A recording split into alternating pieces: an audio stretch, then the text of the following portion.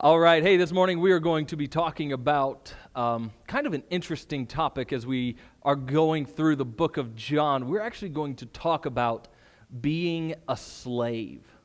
And now this is going to be different than probably what you would expect, what you would anticipate, all of this. Yeah, this term right here, slave, is really a very negative term, right? I mean, we think about it and we think of slave and we think of slavery and we think of a lot of bad stuff, right? Our minds go back to the Civil War and all of this stuff. And the reality of it is that slavery has been a part of society and human history for pretty much the entire thing.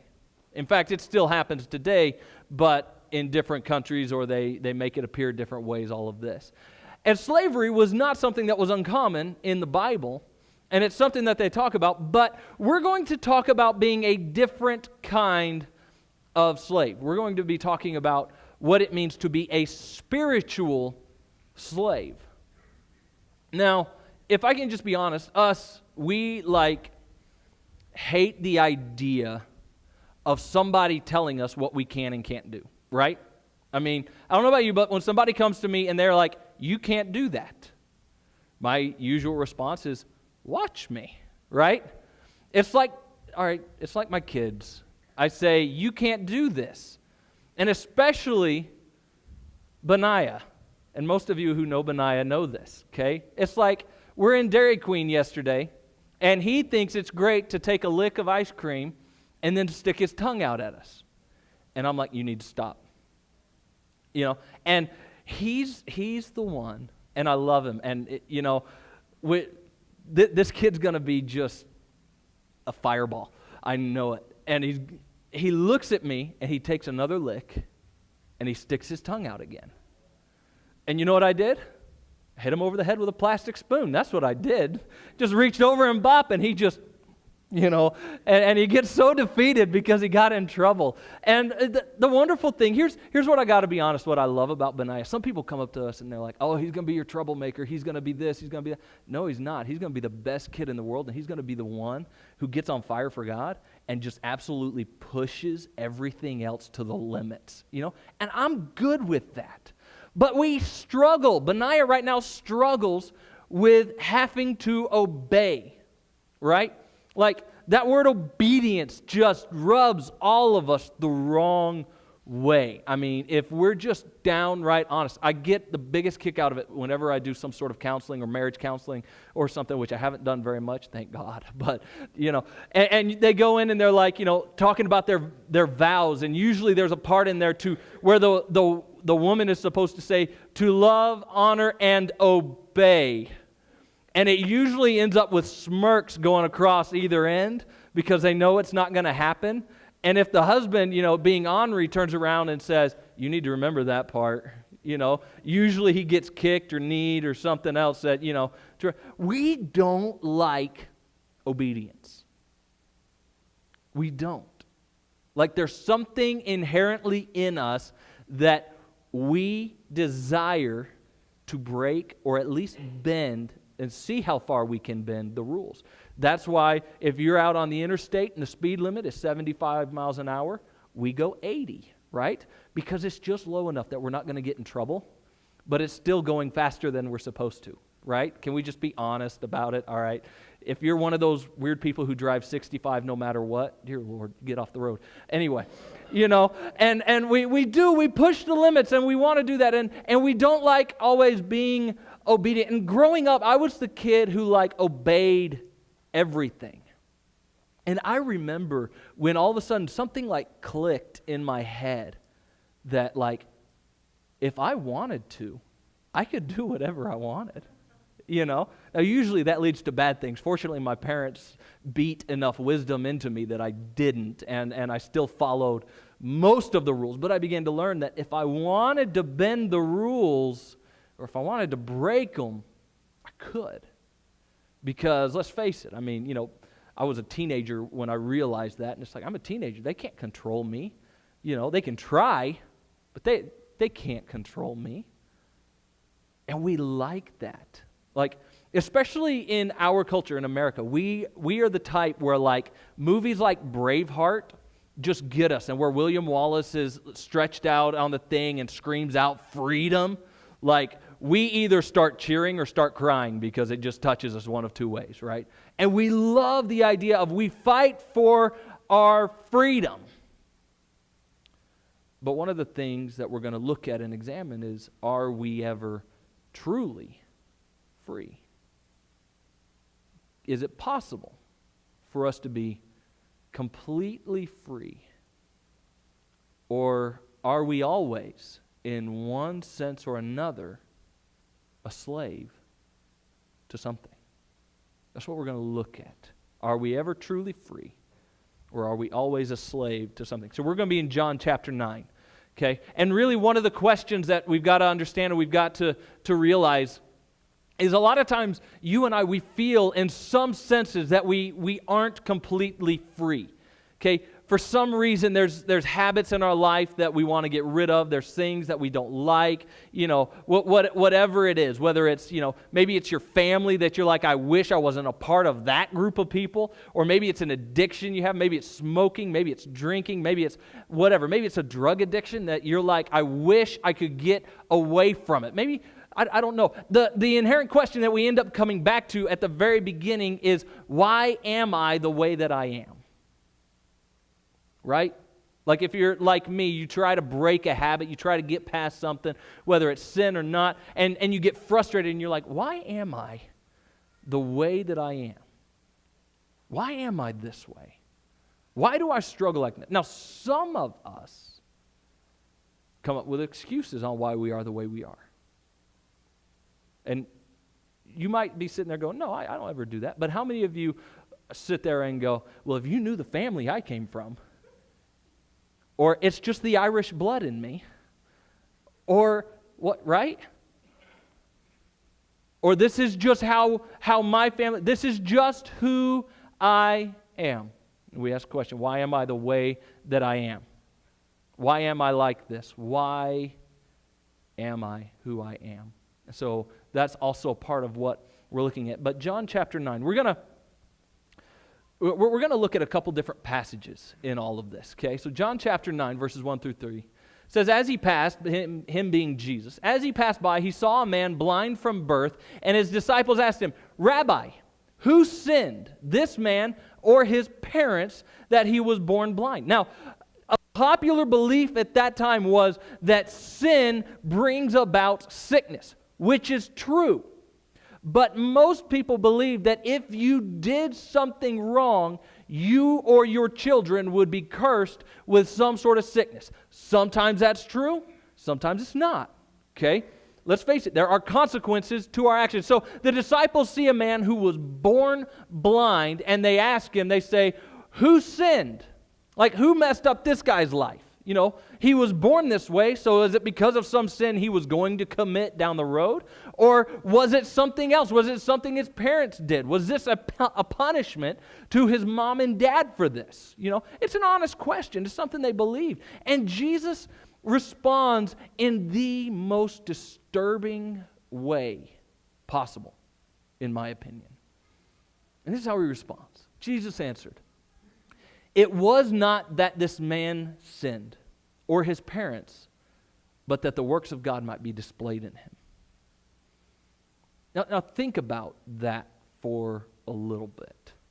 Why was this man born blind? Why was he born with a broken body? Really, right? I mean, if you're blind, that's hard, especially in that day and age. You can't do a lot of things. Chances are this kid was a beggar.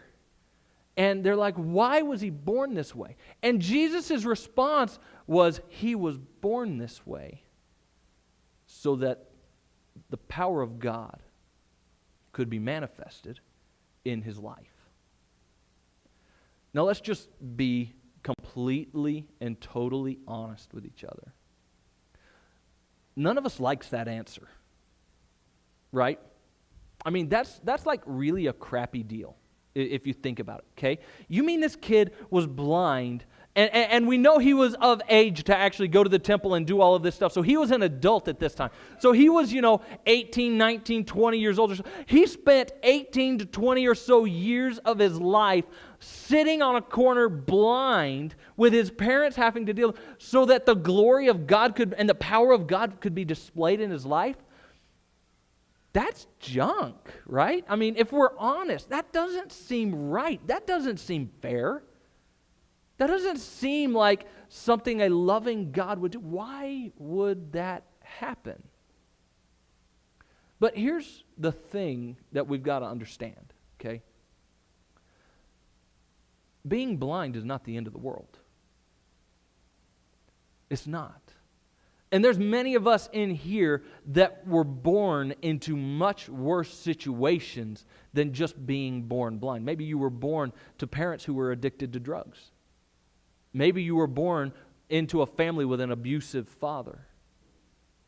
Maybe you were born into a family where your mom and dad split or barely knew each other, and so you constantly had to fight between the two. And you would almost say, I would rather have been born blind than have been born into the family I was born into. Like, for some people, that is an honest thing. Because we recognize, especially if you ever work on being like self-aware and understanding why you do the things that you do. Why do I act this way? Why does this bother me? Why do I get angry so easy? Why? And we begin going back to our parents, and we begin to understand. During worship practice, we were laughing about how, we screw up our children so bad that they're going to need counseling for it later, just like we had to get counseling because of what our parents did to us. Right? In the reality of it, there are things that happen in every family that will influence a child. There are things that your mom and dad did, choices they made that you had no control over, that affect you today, that have helped shape you to be who you are today. Now, here's the thing. While we might sit here and think that, this is really kind of cruel that God would allow this kid to be born blind so that he could display his power to people. But the wonderful thing is Jesus does come along. He heals this guy, and this guy turns around worshiping God. Things turn out really good for him. Now, he makes some enemies on the way because there's a bunch of people who didn't like Jesus at all. And we're going to look at a conversation Jesus has just before all of this happens. But here's the thing that we have to understand from the very beginning. We are all born blind in one way or another. We are all born broken. We were all born apart from God, separated from Him, with sin in our lives. Okay, that cute little girl of mine who's, so sweet, so innocent, doesn't do it, and I'm talking about Abigail, our baby, who's just 2 months old, We look at her and we say, oh, she's so perfect, she's so this, she's so that. But I guarantee you, here in a couple of weeks, for whatever reason, she's going to get mad at us and scream a blood-curdling scream. All the kids have done it, right? And if you're a parent, you know that because you look at them and you go, oh, there is evil in you right now, right? You see, there's something about, like, even a kid. Who taught my youngest son, Benaiah, to stick his tongue out at people?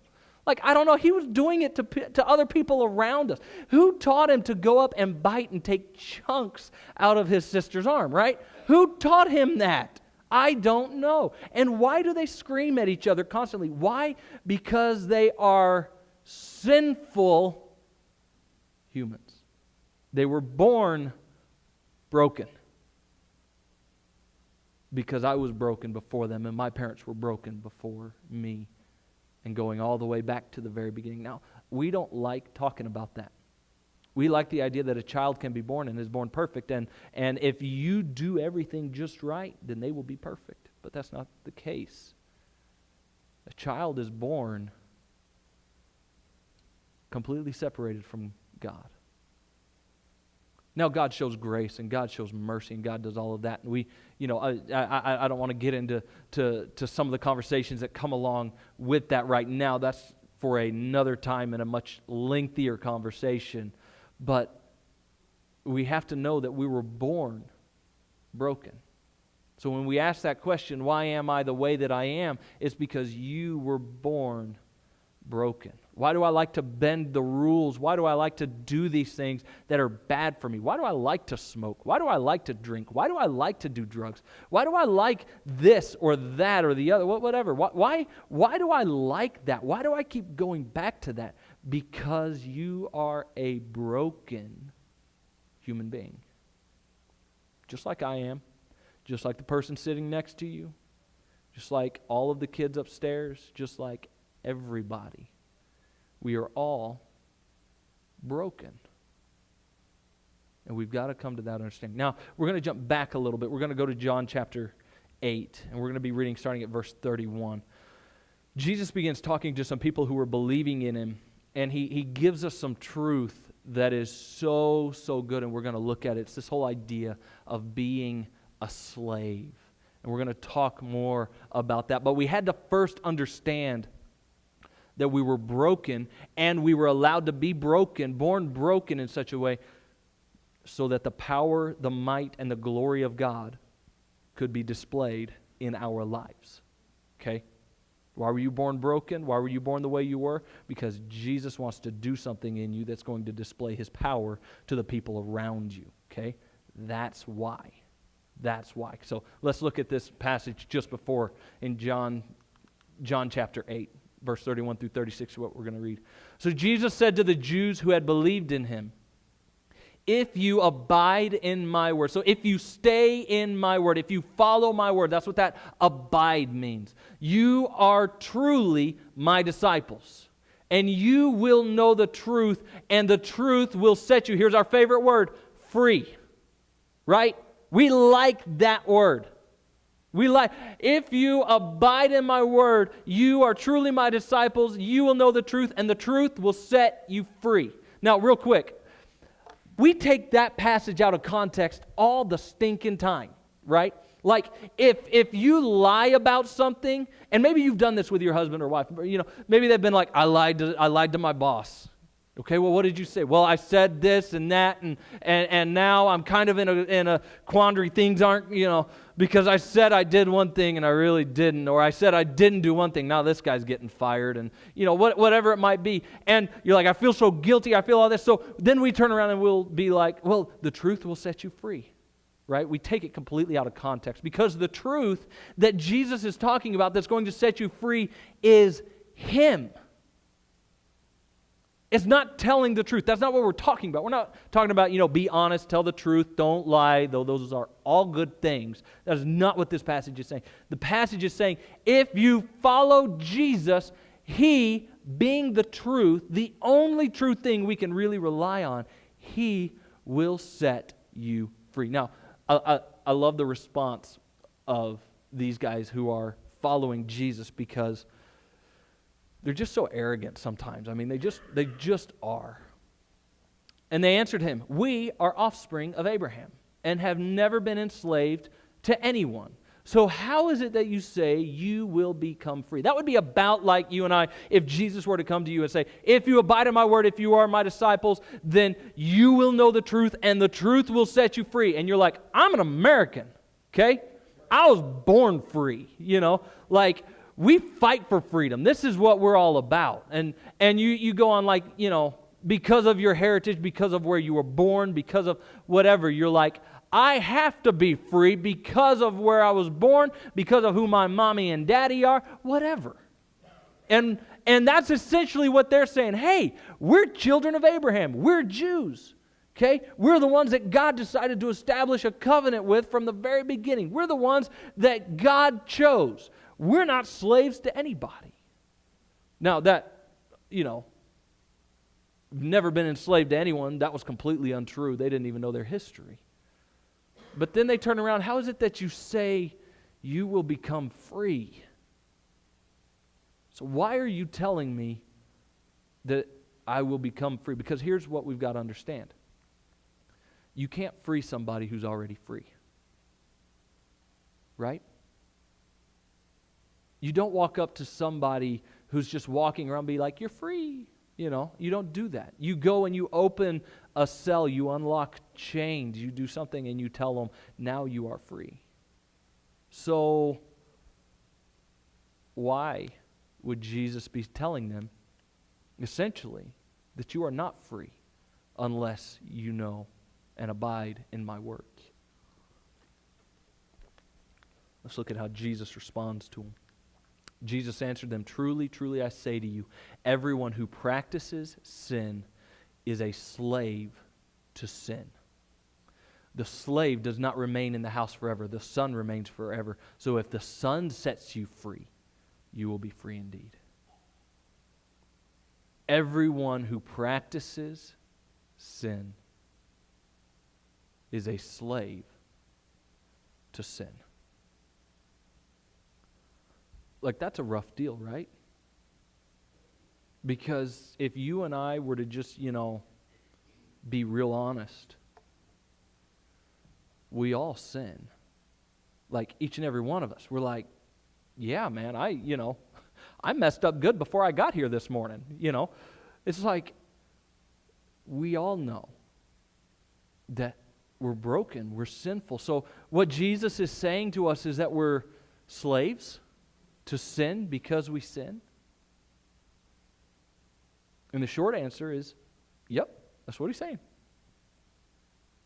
But he also adds this: if the Son sets you free, you will be free indeed. So now the question we've got to ask ourselves is, what does it mean to be free? Like, what does that look like? What does it mean to be free? Because, a complete and total freedom is not a good thing. Now, we like to think that it is, right? We like to think, I prefer having nobody tell me anything. Nobody should tell me what to do. Nobody should tell me where to go. Nobody should tell me how I should act. Nothing. I should be completely free to do everything I want. Let me just encourage you. Ask my wife, Kathy, who is in charge of the kids upstairs, what would happen if she allowed all of those children to be completely free. Like, okay, 4 of them are mine, and those 4 would rain chaos down on this place, right? If you have ever, a lot of you have kids or have had kids or have babysat kids or whatever, okay? You understand this. There's something that happens when you've got kids and then all of a sudden you know where they are, you're keeping an eye on them, they're downstairs playing, they're doing this, they're doing that, and then all of a sudden they get quiet. And you're just enjoying, you're doing whatever it is you're doing, and all of a sudden you're like, I haven't heard the kids in a while. I haven't heard Benaiah. And that's scary, okay? You're like, I don't know what they're doing right now. And usually they're quiet for a reason, right? Because they're doing something they know they shouldn't be. These are the moments where they're sitting in the dog dish that's full of water, okay? Or they've gotten the baby powder and now it's snowing in their bedroom. Or, any of these other things. True freedom is never a good thing. When everybody has the ability to do whatever they want, whenever they want, to whoever they want. That's not good. That's not freedom, that's anarchy. Freedom is being able to live out a life of happiness with social constraints around you that are there not to enslave you, but to protect you. Right? If I get angry and I go and I punch some random person on the street, I'm going to jail. Right? At least I should. And I would hope that if somebody came up and punched me, that they would go to jail. At least for a little while, right? Go sit and think about it. And there's something, though, if everyone was allowed to do whatever they wanted, things would be chaos. It wouldn't be good. So this freedom that Jesus is talking about we've got to understand first, it's not a complete freedom to do whatever you want. But that's how a lot of us treat it. We're like, Jesus came, He set me free, things are good. Now I don't have to worry about going to hell anymore. I'm going to heaven, and I'm going to live like the devil while I'm here. I'm going to do whatever I want while I'm here. I'm going to make whatever choices I want. I'm going to live however I want. I'm going to make whatever decision I want. I don't even have to read the Bible. I don't need to talk to Jesus. I said a prayer one day in Sunday school or one day at church that said, yes, I want to follow you, Jesus. And now I'm good. I'm free. But that's really not what freedom is. That's really not how it works. Yes, if the Son sets you free, you are free indeed. But in many ways, you're still a slave. What do I mean by that? We're going to look at the book of Romans real quick. The Apostle Paul, who was probably, arguably, one of the smartest guys in the New Testament. I mean, he understood the things of God and how Jesus came into the picture. And he just understood, and he wrote all these letters, and we've got them. And Romans is like his dissertation of faith. I mean, it's this incredible work. And in Romans chapter 6, he says this, "What then? Are we to sin because we're not under the law but under grace? By no means. Do you not know that if you present yourselves to anyone as obedient slaves, you are slaves of the one whom you obey, either of sin, which leads to death, or of obedience, which leads to righteousness?" Now let's look at that again, okay? What then? Are we to sin because we're not under the law but under grace? A lot of us do that. Jesus will forgive me. Jesus will make it okay. Jesus will take care of it. He's loving. He's kind. He's gracious. He will forgive me for this thing that I enjoy so much. Are we to sin because we're not under the law but under grace? By no means. Do you not know that if you present yourselves to anyone as obedient slaves, you are slaves of the one whom you obey, either of sin which leads to death or of obedience which leads to righteousness? You are a slave to something. You are either a slave to sin or you are a slave to Christ. And you have to choose.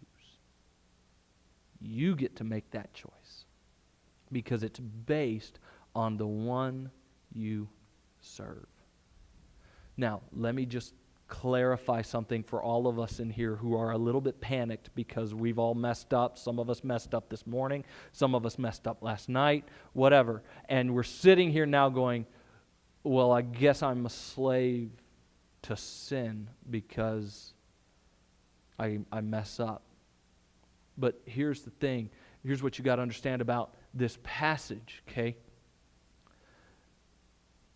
He's not talking about the person who occasionally messes up. He's not talking about the person who's walking and occasionally stumbles and falls and who's trying their best, because Paul even relates to that. And he talks about how he does things he wishes he didn't do. Because if we're honest, like me personally, I desire to live a life that is honoring to God, that's pleasing to God, and yet I find myself doing things that are wrong. I find myself getting irritated when I shouldn't. I find myself being judgmental to people. I find myself getting angry when I shouldn't. I find myself being proud, being arrogant, being boastful.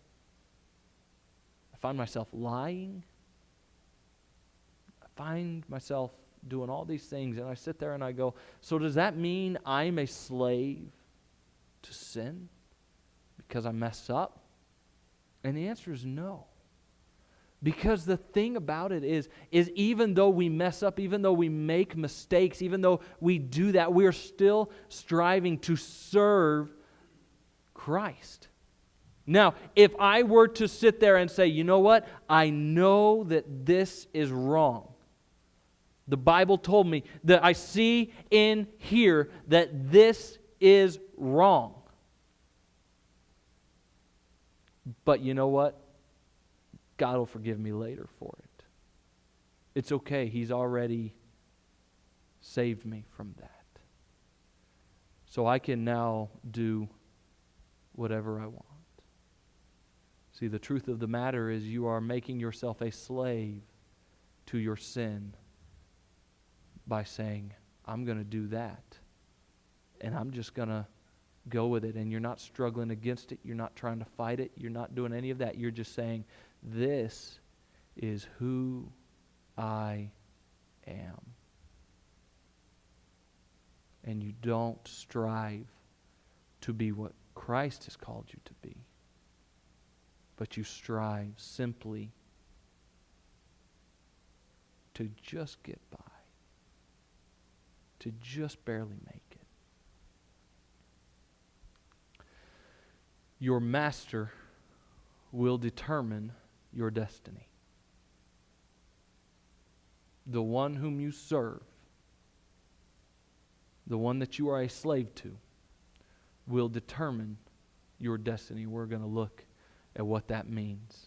In Romans chapter 2, this is one of those brutal passages where Paul is talking about what it means when we follow the wrong thing, when we're a slave to sin. Romans 2. We know that the judgment of God rightly falls on those who practice such things. He's talking about all these immoralities, all of these things that are before. So we rightly know, or we know that the judgment of God rightly falls on those who practice such things. Do you suppose, O man, you who judge those who practice such things and yet do them yourself, that you will escape the judgment of God? Or do you presume on the riches of His kindness and forbearance and patience, not knowing that God's kindness is meant to lead you to repentance, but because of your hard and impenitent heart, you are storing up wrath for yourself on the day of wrath, when God's righteous judgment will be revealed. Like, that's kind of hard to hear, right? Are we looking at Jesus and going, Jesus, you're so loving, you're so kind, you're so patient with me, and because you're so loving and you're so kind and you're so patient, I'm going to keep living the way that I am and the way that I want, and I'm going to do those things that I know are wrong and that you're giving me opportunity to not do, and you're doing all that. I'm going to just keep doing those, because in the end, I know that you'll forgive me. That's such a wrong way to look at it. That's such a bad way to view it, because it's not true. Remember, the one that you submit yourself to, you are a slave to. If you are constantly saying, you know what, Jesus will forgive it later, He'll forgive it later, He'll forgive it later, it turns out you were never serving Jesus in the first place. You were serving your sin the entire time. But what does it mean to be a slave to Christ? Romans 5:20 says, now the law came in to increase the trespass. In other words, all of the things in this book that show us what is right and what is wrong came into play so that we would fully understand how much we offend God, how much of our actions are against God. But where sin increases, grace abounded all the more, so that as sin reigned in death, grace also might reign through righteousness, leading to eternal life through Jesus Christ our Lord. See, here's the thing. We all desire to be free. We all desire to have that freedom. We all desire to have that. And the greatest freedom you can experience is in Christ, because now the things that you've done in the past, those chains that have held you down, have been broken off of you.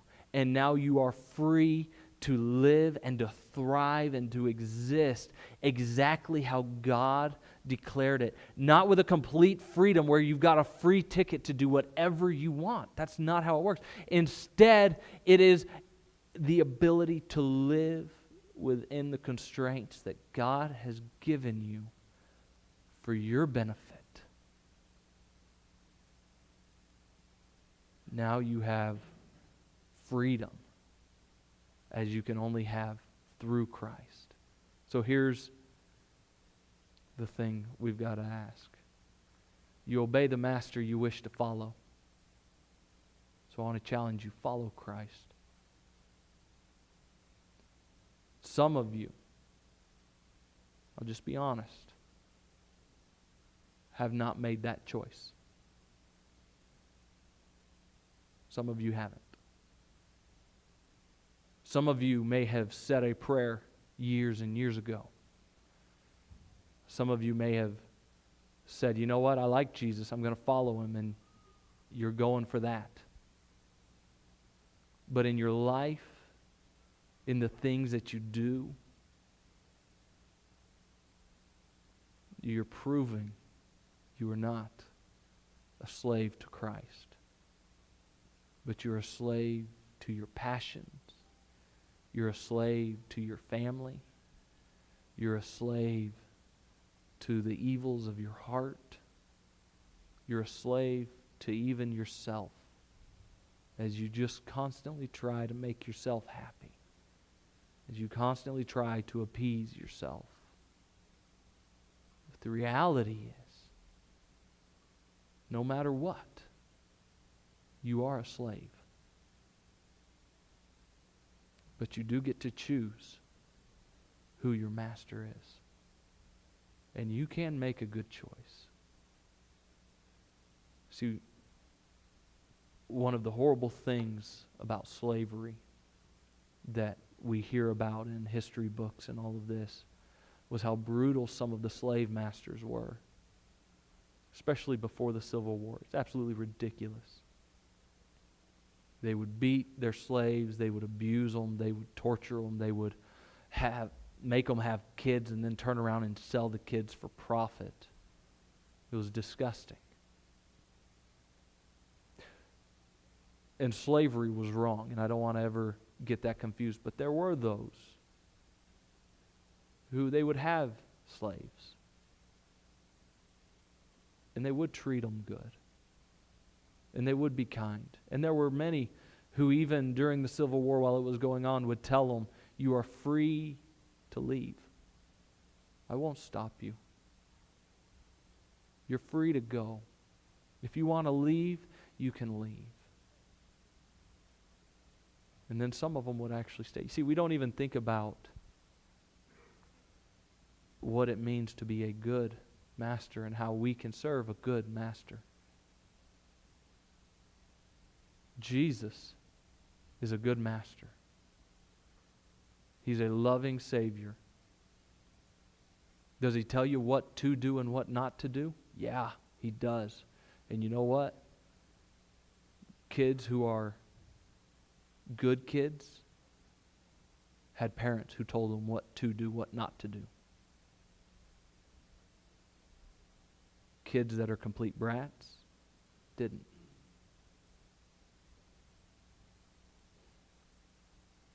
And in the same way, a society that is not governed by rules and laws to protect the people in it turns into chaos. Just like in your life, if you don't follow the rules and the laws that God has given you for your protection, your life will be in chaos because you are serving the wrong master. You get to choose what master you follow.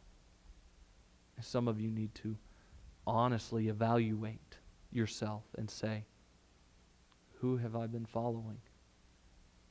And if I've been following the wrong one, what do I got to do to get back? What do I got to do to get back to the true master? The one I should follow. I'm going to have the worship team just come up.